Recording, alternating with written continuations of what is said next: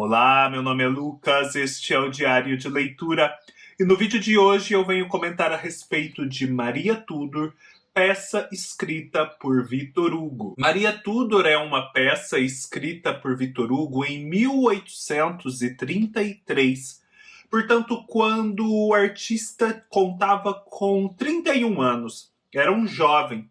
Afinal de contas, o Victor Hugo nasceu em 1802 e morreu em 1885, viveu uma longa vida de 83 anos. E com isso cobriu todas as vicissitudes históricas e políticas da França do século XIX. Momento em que a França, e Paris em especial, era a capital cultural do mundo e ainda muito influente politicamente. O Victor Hugo, ele sai lá das revoltas napoleônicas, da ascensão de Napoleão, da constituição do seu poder, passa por todas aquelas revoluções menores de restauração dos Bourbon, de ascensão dos descendentes de Napoleão, até por fim chegar à República. E ele vai mudando de opinião ao longo desse tempo. Mas aqui em 1833 ele ainda está no começo da sua carreira, já havia produzido alguma coisa, e como era natural para os artistas daquela época, a melhor forma de se ganhar público, de se ganhar notoriedade, não era escrevendo um romance, escrevendo um conto, era escrevendo poesia e escrevendo teatro. E é isso o que o Victor Hugo estava fazendo. É impressionante como nós temos poucas referências, como nós lemos pouco o teatro do século XVIII, o teatro do século XIX. Quando, na verdade, grandes escritores que hoje nós conhecemos por um romance e outro, têm boa parte de sua obra constituída justamente por peças de teatro, ou mesmo poesias ou teatro em versos. Goethe é um grande exemplo disso, e o outro é Victor Hugo. Um livro que te faz também sentir o quanto o teatro era importante para a época é este aqui, da Alemanha, de Madame de Staël, em que ela vai falar sobre a ascensão do movimento romântico na Alemanha, vai trazer referências a várias obras, e muitas delas do gênero dramático. Aqui então nós vamos ter em Maria Tudor o Victor Hugo falando sobre essa rainha que a peça dele me proporcionou descobrir que é uma pessoa diferente da outra famosa Maria daquele século, que é a Maria Stuart ou a Maria de Escócia. Eu não sou das pessoas mais conhecedoras daquele período histórico entre Henrique VIII e a Rainha Elizabeth I. Eu sei que é um período fértil de muitas histórias, de muitas intrigas, e que há inúmeros livros, inúmeras peças, filmes, séries, etc., falando sobre isso. Mas eu não sou um conhecedor. E por isso sempre ficou muito indistinto para mim quem era Maria Tudor, quem era Maria Stuart. Essa distinção básica para mim não existia, e eu sequer sabia se não se tratava, no fim, das mesmas pessoas. Mas não. Maria Tudor é filha de Henrique VIII, irmã de Elizabeth I, e sobe ao trono da Inglaterra por 5 anos, mais ou menos, depois da morte do seu irmão Eduardo e antes da ascensão da sua irmã Elizabeth I. Ela tenta restaurar o catolicismo na Inglaterra daquela época. É por isso conhecida por conta das matanças que teria promovido em prol dessa causa como Bloody Mary. Ela sim é a famosa Bloody Mary. E ela se distingue da Maria Stuart, sobre a qual também há muitas obras, porque a Maria Stuart é aquela lá da Escócia. Ela é uma parente da Elizabeth I, mas não é sua irmã, nem meia-irmã. E ela tem sim uma disputa com a Elizabeth I, mas já com a Elizabeth I no trono, é assassinada ao final. Ela também era católica, a Maria Stuart, e o seu filho, o James, o King James, vai depois ascender ao trono em sucessão a Elizabeth I. Então o período retratado aqui que a própria peça pontua, é 1553, salvo engano, é o primeiro ano do reinado da Rainha Maria Tudor. Nós temos aqui esse clima de restauração do catolicismo, de muita intriga, de a rainha se estabelecendo nesse ambiente de muita intriga. E nós temos um episódio particular da sua vida, que é um episódio criado pelo Victor Hugo, essa pessoa não existiu de fato, que é a do amor da Maria Tudor por um favorito, esse Fabiano Fabiani. Esse Fabiano Fabiani é um sujeito de origens um pouco duvidosas. Ele se diz italiano, mas ao mesmo tempo com conexões espanholas, sobretudo conexões latinas e católicas, eu acho bom ressaltar. E está ali agora na Inglaterra, ganhando os favores da rainha e ascendendo na escala social. Ele já ganhou alguns títulos nobiliárquicos. Só que os ingleses detestam aquele homem. Ele não tem nenhuma aceitação entre os seus pares. E começam a tramar para que ele possa ser tirado do caminho. Quem faz isso, principalmente, é esse Simon Renard, que é o embaixador da Espanha junto à Inglaterra. Sendo que a Maria Tudor está prometida a se casar com Felipe da Espanha, o príncipe da Espanha. E isso, de fato, acontece na história. Só que ela não consegue engravidar e acaba morrendo sem deixar herdeiros. E aí começa toda uma trama para fazer com que a rainha deixe de amar esse Fabiano Fabiani para que ele caia em desgraça. Paralelamente, nós temos a história da Jane. A Jane é uma moça aparentemente simples, pobre, sem origem nobre, que foi entregue em determinado momento da sua vida para ser criada por um artesão, um moço do povo, chamado Gilbert. E esse Gilbert, que à época devia ser um jovenzinho, criou essa Jane com muito cuidado, mas a verdade é que eles têm uma diferença de idade razoável, mas não a ponto de ser assim um obstáculo.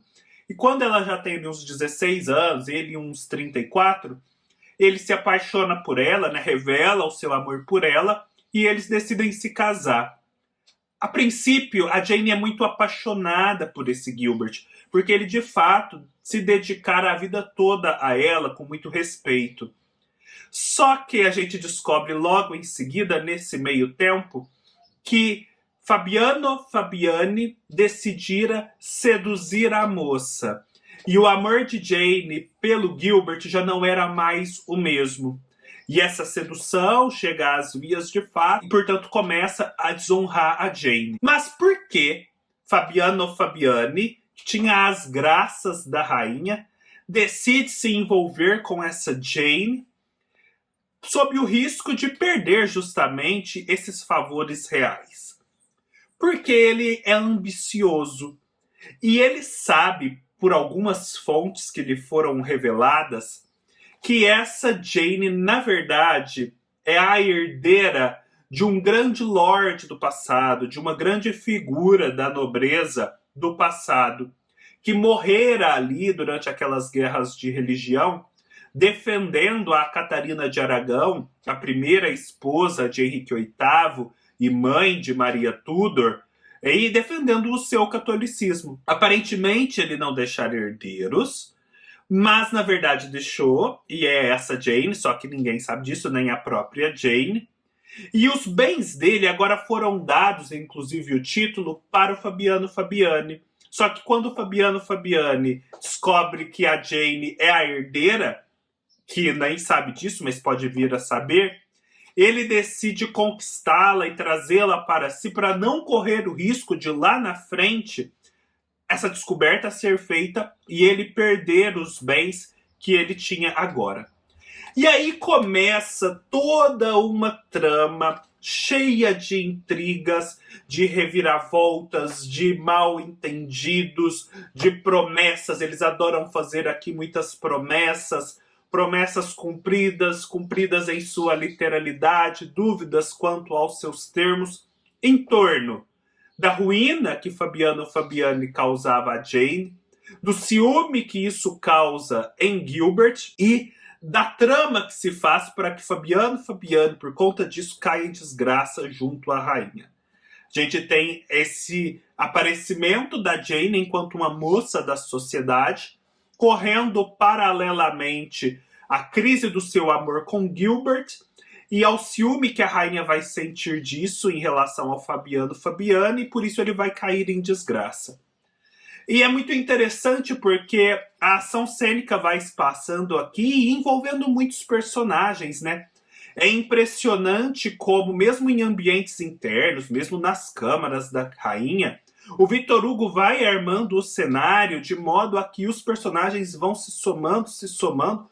Quando a gente vê, há uma multidão naquela sala em que muitos acontecimentos estão se desenvolvendo. Essa é, sobretudo, uma peça muito, assim, melodramática.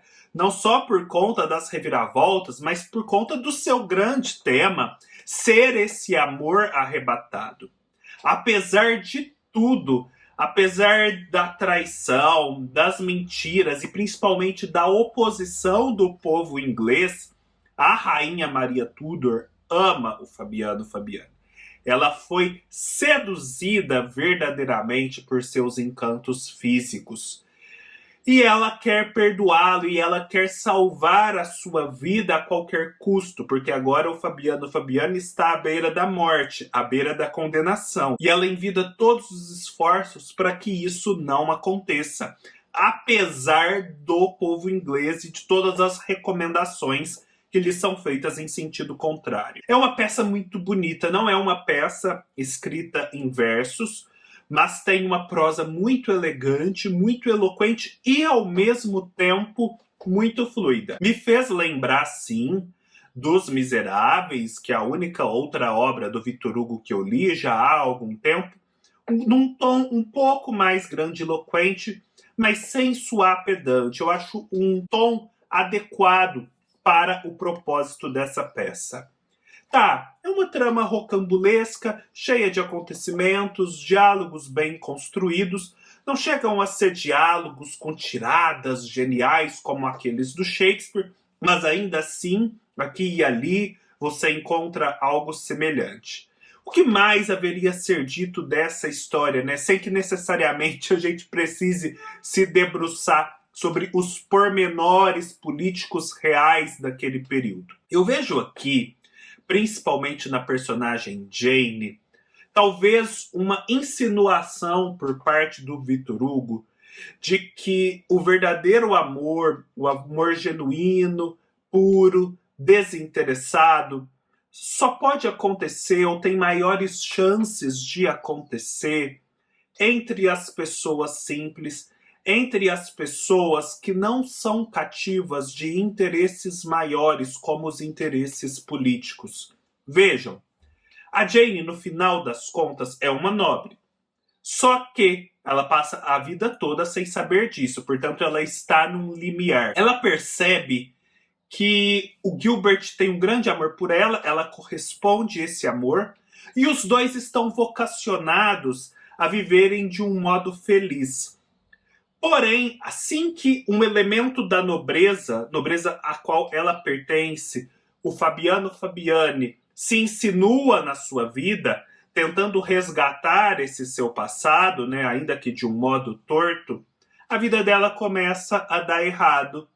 Ela começa a perder o amor de Gilbert, ela começa a se desonrar ali naquela sociedade, e por fim se vê em meio a uma grande rede de intrigas da qual vai ser muito difícil sair e da qual vai ser difícil tirar o Gilbert vivo, como a gente vai ver ao longo do desenvolvimento da ação cênica. E ela, nesse meio tempo, descobre que aquela ilusão que ela tivera com o Fabiano Fabiani era isso, uma ilusão. Que o seu verdadeiro amor era Gilbert, que ela tinha muito mais a ganhar junto à simplicidade do Gilbert do que junto à nobreza a qual ela poderia aspirar por conta da sua origem. Então aqui eu vejo uma crítica do Victor Hugo, né, a esses interesses que sufocam o amor e que são menos presentes entre as pessoas simples. Outro ponto que eu acho relevante é a caracterização da Maria Tudor enquanto governante.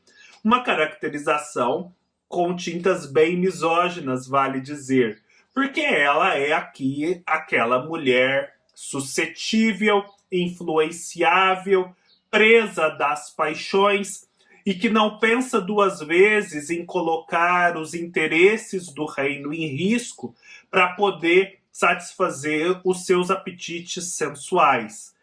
Ela é bem caracterizada como essa pessoa disparatada, essa pessoa desnorteada, disposta a vender o reino por conta de uma paixão. E aqui também eu acho, apesar de o Victor Hugo, né, ser francês, ter mais proximidade com o catolicismo, que ele dialoga com o que os ingleses deveriam pensar na época, porque o Fabiano Fabiani é esse elemento latino. Ele tem raízes espanholas, raízes italianas, enfim, raízes latinas e católicas. Ele guarda em si essa potência da sedução. Ele trabalha não na esfera do intelecto, da razão fria, mas da sedução, da paixão. E ele leva a rainha a se envolver com esse universo. E isso desestabiliza o reino. Então, nesse sentido, eu acho que a peça pinta o que os ingleses viam como a ameaça católica, né? Como esses vícios dos católicos e dos latinos sensuais e pouco afeitos ao dever. Até porque a gente sabe que no plano histórico isso vai contrastar com a conduta da sucessora da Maria Tudor, que é a Elizabeth I, conhecida publicamente como a Rainha Virgem, ou seja, alguém que foi capaz de sacrificar os seus apetites sensuais a ponto de ter um reinado exitoso, bem-sucedido. Eu arriscaria dizer que mesmo a quantidade de promessas, juramentos solenes que são feitos nessa peça não deixam de ser uma crítica inglesa, né, assumida pelo Victor Hugo em relação a essas mesmas práticas católicas e latinas, né, da solenidade dos ritos, dos juramentos, das fidelidades consagradas por esses pactos. Porque, na verdade, a gente vai ver são juramentos que são manipulados, cujo conteúdo é disputado e que, no fim, acabam não sendo honrados como deveriam ser. Então, nesse sentido, seria mais uma crítica, né, à leviandade desse tipo de pacto, desse tipo de lealdade assim estabelecida. É isso, pessoal. Espero que tenham gostado. Eu achei uma delícia ler essa peça. De fato, o universo aqui dos Tudors é fascinante, é compreensível porque existem tantas obras a respeito desse período. Fiquei curioso para conhecer mais a respeito. Vale dizer que essa peça do Victor Hugo deu origem a várias outras obras de arte, inclusive óperas. E entre essas óperas, uma ópera do nosso grande Carlos Gomes. Vou deixar referências aqui embaixo. Espero que tenham gostado. Se gostaram, deem um like, deixem seus comentários, se inscrevam no canal e até mais.